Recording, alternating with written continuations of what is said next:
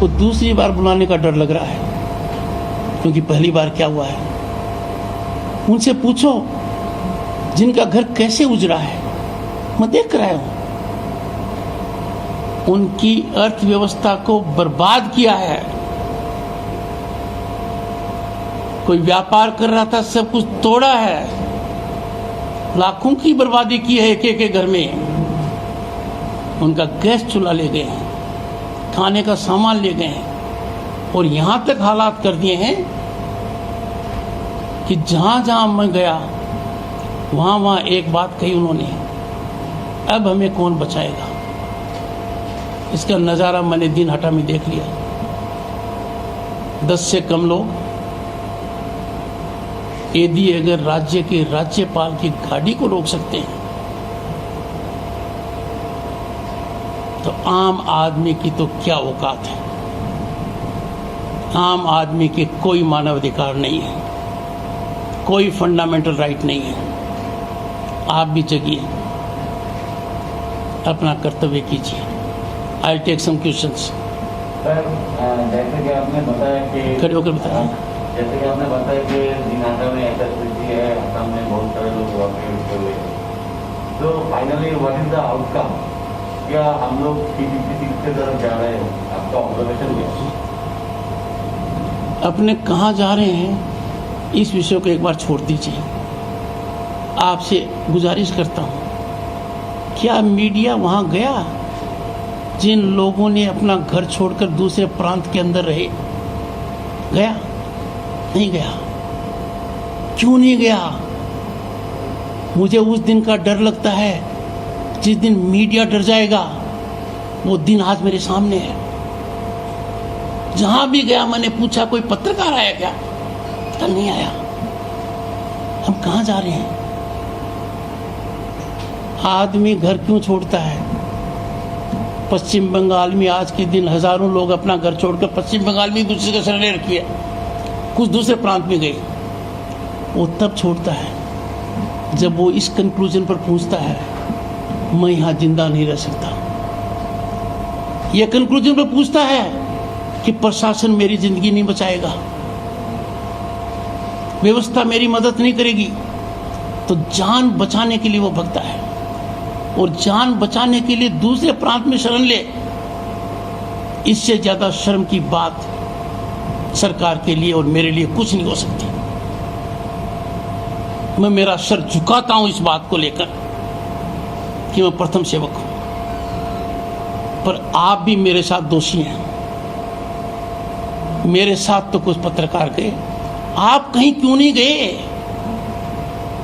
कौन सा ऐसा डर है जो आपको रोक रखा है? हमने देश में देखा है, एक प्रांत से जब कुछ लोग प्राण छोड़कर गए, आज तक हमारे दिल पर वो चोट है। मैं नहीं चाहता ऐसी पुनरावृत्ति पश्चिम बंगाल में हो, तब मैंने वो निर्णय किया है। वहां बहुत आसान था उस हालात को कंट्रोल करना सरकार के लिए। Compensation, rehabilitation and area domination करते, कुछ नहीं किया। सरकार ने कुछ नहीं किया, आपने भी कुछ नहीं किया। एक एक का इंटरव्यू लेते ले तो आपको पता लगता कि क्या हो रहा है। घर में मौत हो गई, उसमें भी उन्होंने क्या खिलवाड़ किया। 2-2 बच्चियों के बाप के पांव काट दिए गए, घर में जानवरों को नहीं बख्शा गया।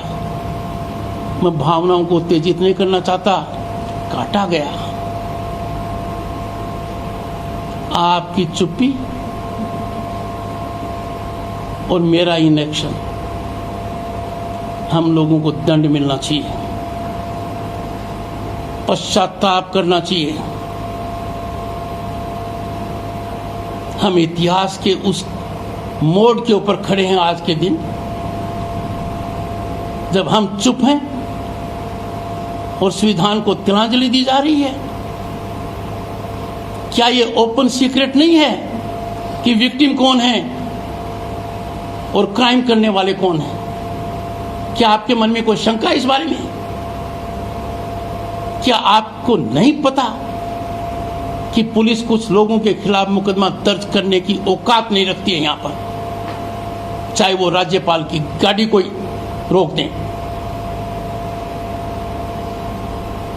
जब मैं माननीय मुख्यमंत्री से SSKM हॉस्पिटल में मिलने गया था, जब उनके चोट लग गई थी, वो नंदीग्राम से सीधी आई। एक दुराचरण किसी व्यक्ति ने किया,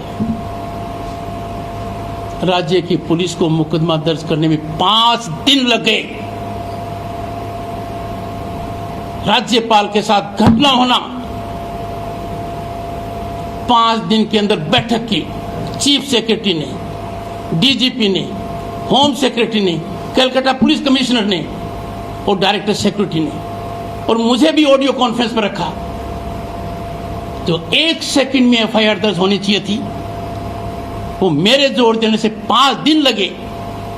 आम आदमी की क्या औकात है? आम आदमी क्या प्रजातंत्र में अपने मन का वोट देने की सजा मौत होगी? क्या बलात्कार से पीड़ित होना पड़ेगा? क्या घर जलना देखना पड़ेगा? क्या व्यापार का एक्सटॉर्शन टैक्स देना पड़ेगा? क्या डर डर कर मरना पड़ेगा या जीना पड़ेगा? ये हालात बर्दाश्त नहीं हो सकते। मैं सरकार से गुजारिश करता हूं, उनमें बदलाव चाहता हूं, सकारात्मक रवैया चाहता हूं, कन्फ्रंटेशन को त्यागने के लिए कहूंगा, वरना हम बहुत गलत दिशा में जा रहे हैं। इतनी गलत दिशा में जा रहे हैं कि वहां से वापस लौटना बहुत मुश्किल हो जाएगा। ऐसा नहीं होना चाहिए। Any other question?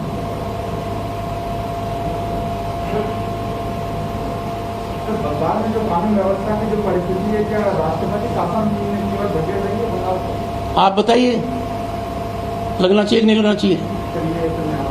कैसे? आप तो पत्रकार हैं, आपको पता होना चाहिए हालात क्या है, ग्राउंड रियलिटी क्या है। आपने कुछ रिपोर्ट किया आज तक?